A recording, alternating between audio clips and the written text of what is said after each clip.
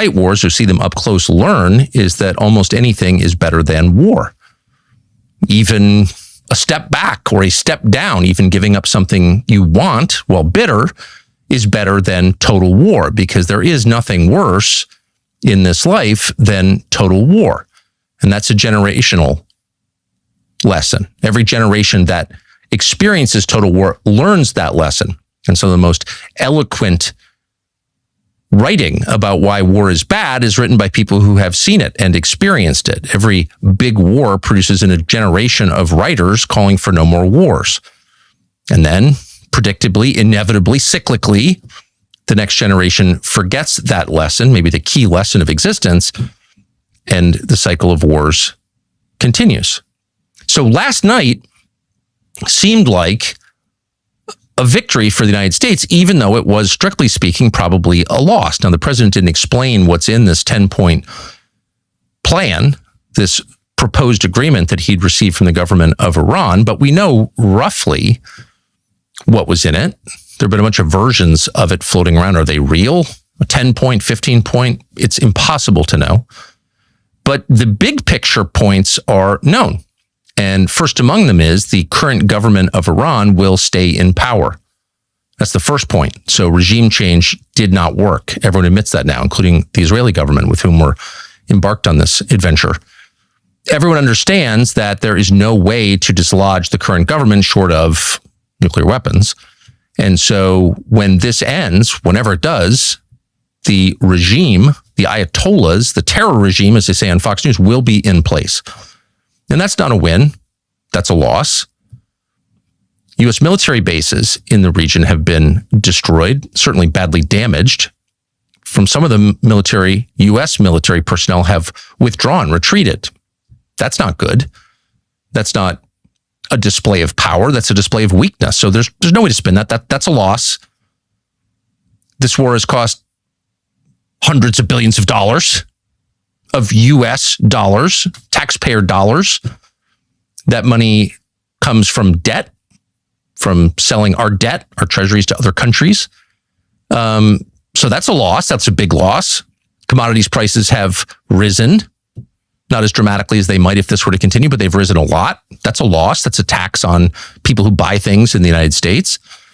And then, of course, Americans have been killed. It's not clear how many, because there's an awful lot of lying about it. But it's a substantial number, more than a dozen, and maybe much more than that. We don't know yet. We will know at some point. So Americans have died. America's gotten poorer. America's become weaker demonstrably. We can't open the Strait of Hormuz, which is the overriding objective of this war. We can't do it by force. That's been proven. And the regime that we described as illegitimate, this crazed theocracy, these Stone Age people, are going to, when this is all over, remain in control of Iran.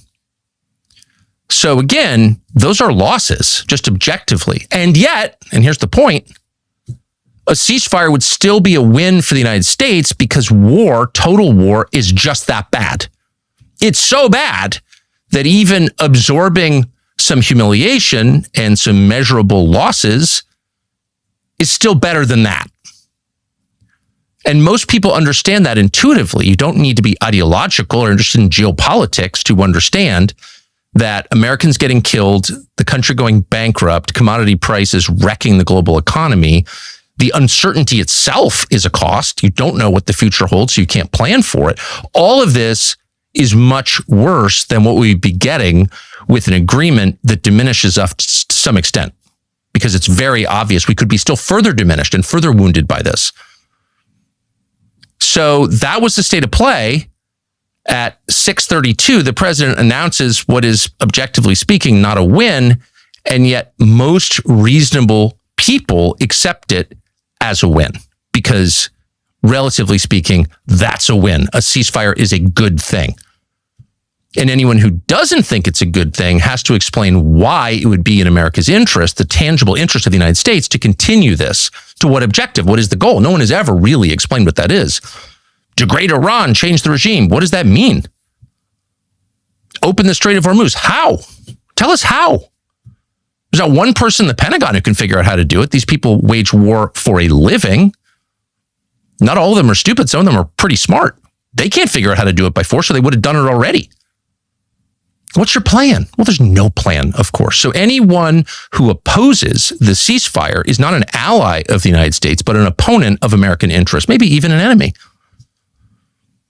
So with that in mind, it's worth assessing what happened to the ceasefire. Well, it seemed to last a very, very short time. Now, not in name, no one is saying there's no ceasefire, but certainly in practice, because very shortly, within hours of the president announcing this, Israel, our unmentioned partner in this war, decided to bomb civilians in Beirut, Lebanon.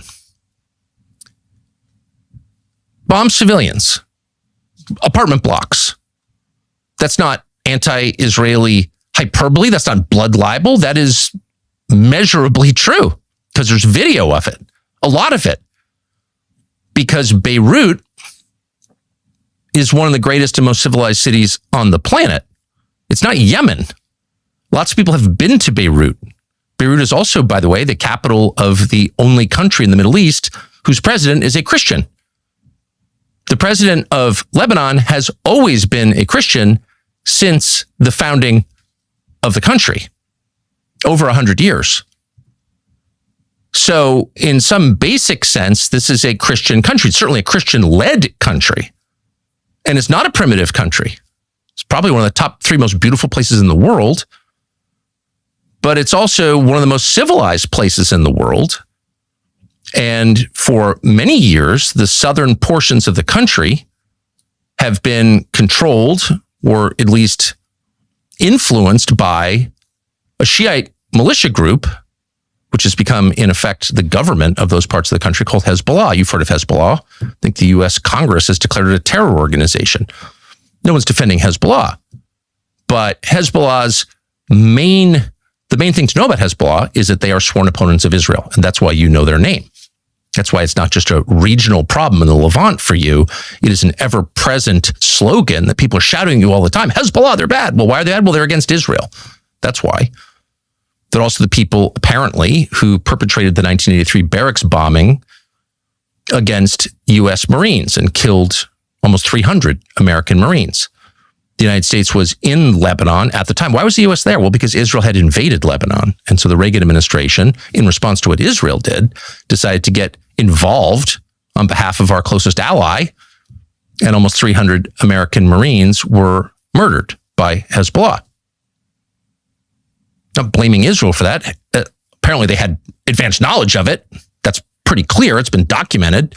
But Hezbollah did it. They did it, not Israel. But we were there because of our alliance with Israel. Fact. So Hezbollah has, for many years, been active in the southern parts of the country, south of the now famous Litani River, on the border of northern Israel. So it's a concern for Israel. But Beirut is a separate question. Beirut is a Mediterranean city that is not controlled by Hezbollah. In fact, it's filled with Christians. They define the life of Beirut. They may not be the majority, but they're in charge. And they certainly have defined it culturally. And Israel is bombing apartment blocks in Beirut, Lebanon. You know what the name of the military operation was? Eternal Darkness. Israel named this operation, killing hundreds of civilians in Lebanon, mostly in Beirut, Eternal Darkness. Because, why even pretend anymore? Eternal darkness, by the way, is mentioned extensively in the New Testament. It's a euphemism for hell. And that's exactly what Israel brought to Christians in Lebanon today. Here's a video of it.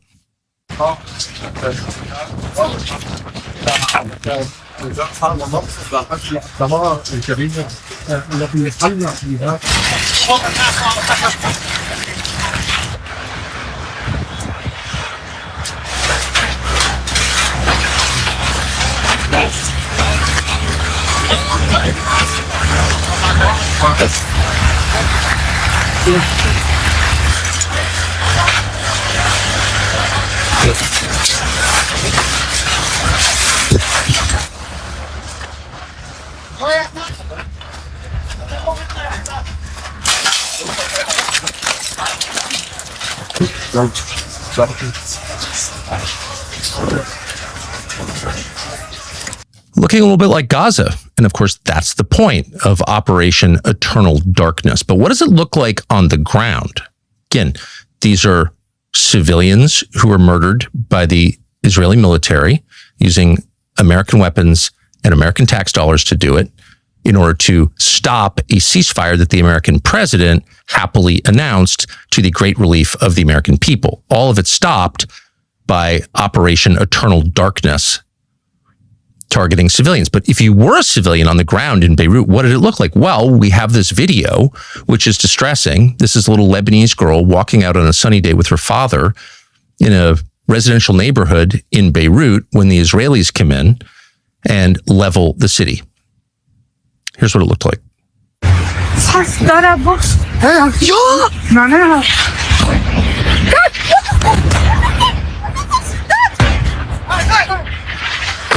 What the fuck? What the fuck?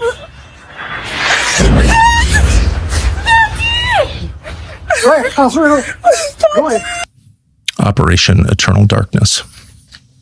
That's for sure. So the net effect was to end the ceasefire. Again, it hasn't been announced, but the Straits of Hormuz are closed once again. Not open, totally closed, apparently.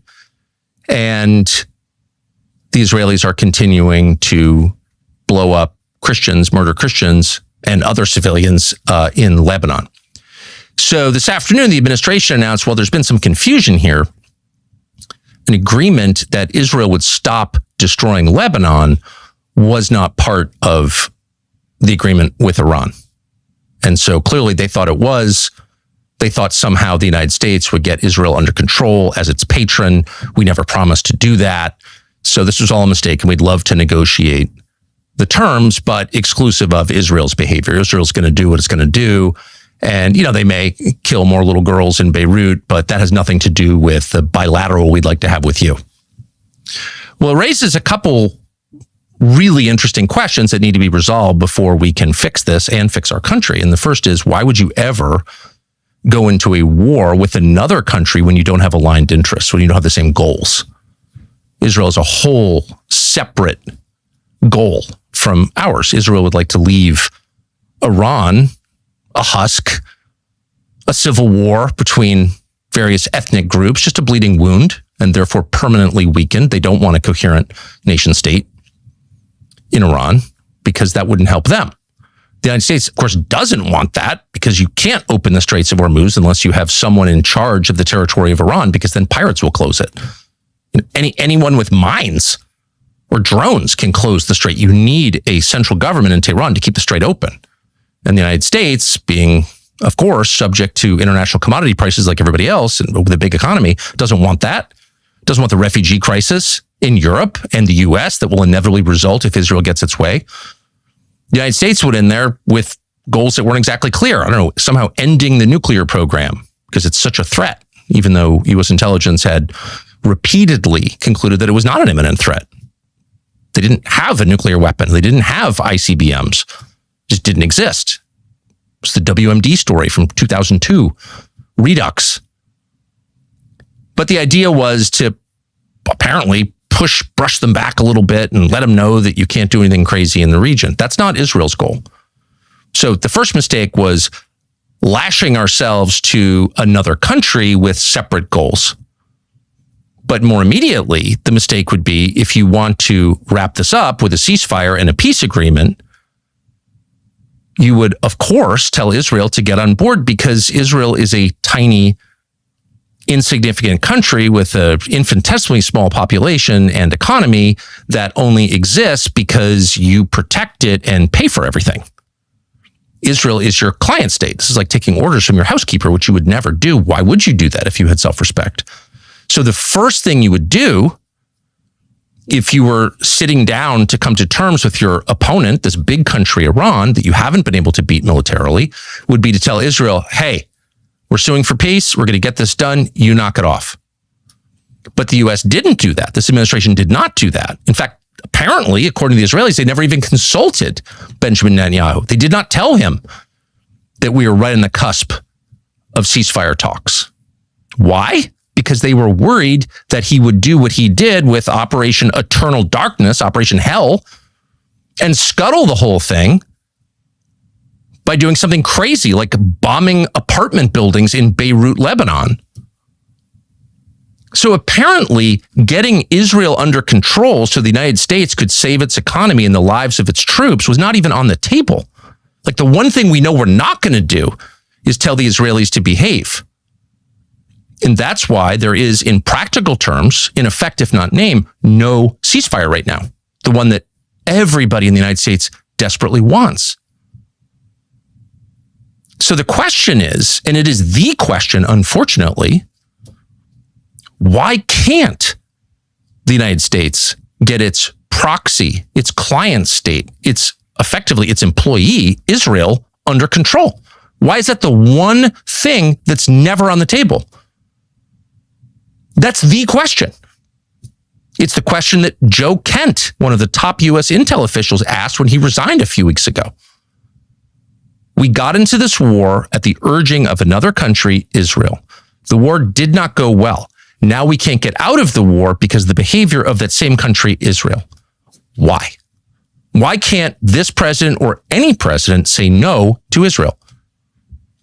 And we have a right to know why. It's not just because we love Israel and it's the only democracy in the Middle East. And if it is, then our leaders are dumber than we thought they were, but it's probably not that. Because they understand perfectly well how bad this is for the U.S. And there are, believe it or not, a lot of people in the White House who care about the United States. People with power in the White House. They're not all whatever you think they are, zombies doing Bibi's bidding. Some of them can see very clearly where this is heading. It's heading toward a nuclear strike by Israel on Iran. That's obvious. And that would be a world historic disaster. It's also clearly terrible for the American economy, for the American people, not even to mention the Americans who will die in numbers if this becomes a land war. So there are people working really hard, really late, trying to fix this, to get a peace, even one that diminishes us, where we have to take some lumps. They are doing that. That's the only reason we got to where we were yesterday, is because people in the White House, taking no credit for it whatsoever, were working to end this because it's bad. But those people predictably were undercut. Our country was undercut by Israel. And there's apparently nothing we can do about it. So again, why is that? And once this is over, even before it ends, every American has a right to know, why does this tiny country have so much control over our government? Is it consent? It doesn't look like it.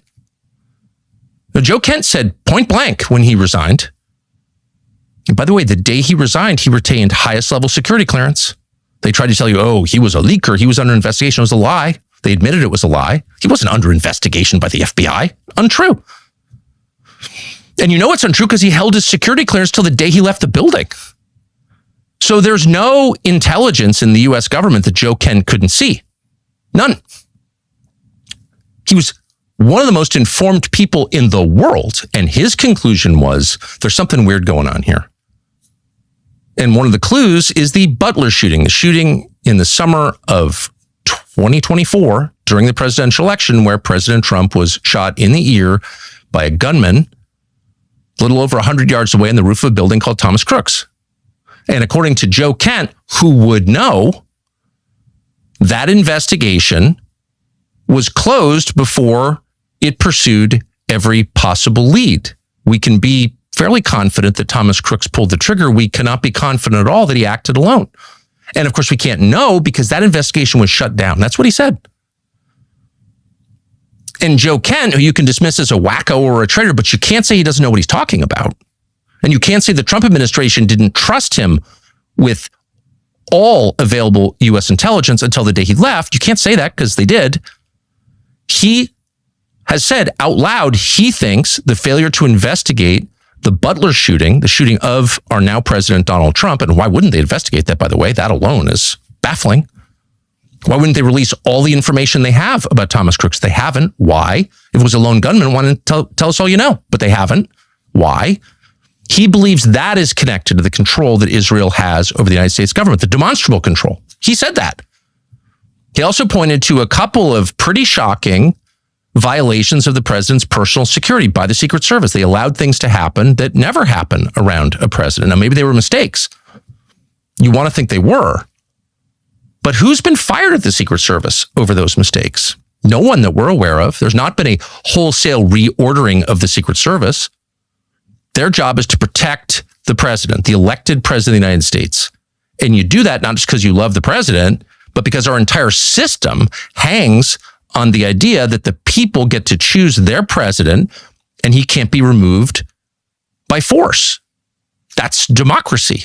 If you could just take out the president by force, then how is democracy real?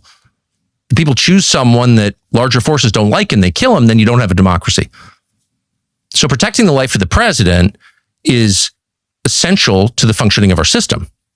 And yet, on at least 2 occasions, they've proven that they haven't been able to do that. And yet, has there been an investigation into that?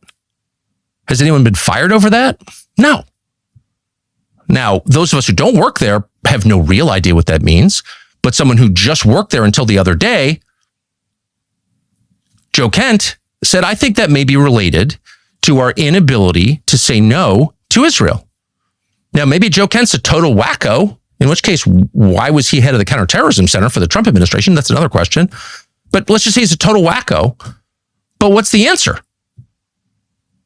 I mean, the facts, the known facts, have never been explained. And at this point, watching Israel once again, not for the first time, hardly for the first time, short circuit American diplomacy, the expressed will of the American president, elected by the rest of us, to have some foreign country of 9 million people to say no, exercise veto power over our president, short circuit our interests. This is bad for us. We're doing it anyway because Benjamin Netanyahu wants to. You see that enough times. This is, again, not the first time we've seen this. It's not the 10th time we've seen this. We've seen it generationally. You have to ask, what is this? And you have to find out. And you have to air it publicly because it has to end. We cannot be a free and prosperous country until we are a sovereign country. What does that mean?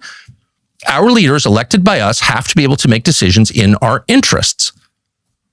Not to the exclusion of everyone else. You don't have to end other people's civilizations in order for your own country to prosper. It doesn't work that way. But you have to put your people's best interests first, or it's not a legitimate system. And if there's another country and an arrangement with another country that's preventing you from doing that, you have to fix it. And then there are also moral questions. If that partner, your closest ally, the only democracy in the Middle East, is killing kids in Gaza, the West Bank, Lebanon, Iran,